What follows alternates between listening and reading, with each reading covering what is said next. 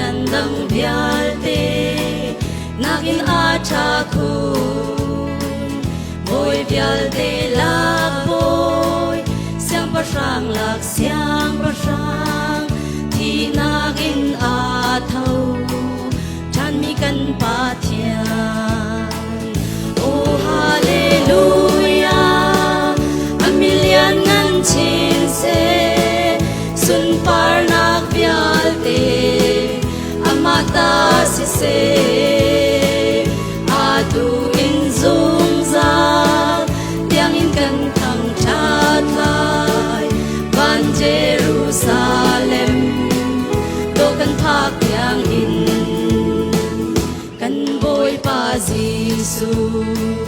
lấy chung a lên liao a đốt nak in qua rua har a lang ter thing hui an thiang i mi zeng mi na an dam mi cho qua an mu an swal a ngai thiam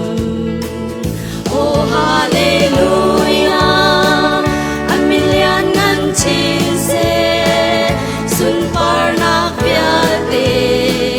amata si se atu in zung za tiang in kan thang chat lai ban Jerusalem do kan phak tiang mi swal kai cha adot nak a sung khun ka swal thirit vial te aga por pia Jerusalem how laya kham nak thi sen lam aga sial bia nun thar aga pe oh hallelujah a million ngan chin se sun par nak vialte amata si se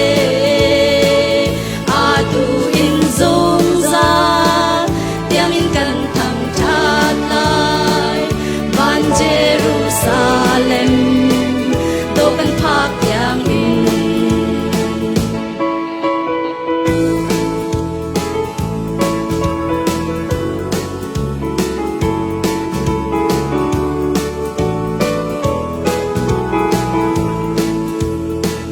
swal man thi ding mi ka ai a thi mo vô lei swal nak via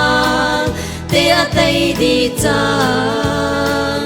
tak sa thil lung tha rawin kei ka dam chang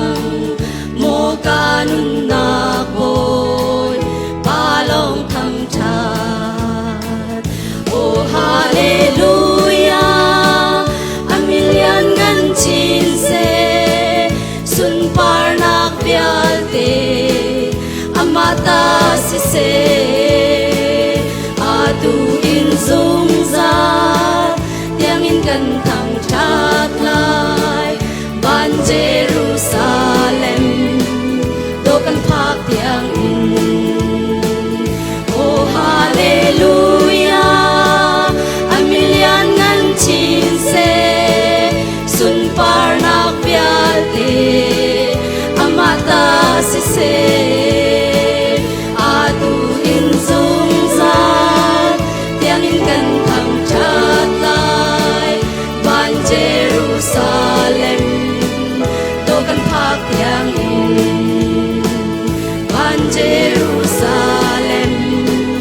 do kan phak tiang in Ôi, pani sun par nak so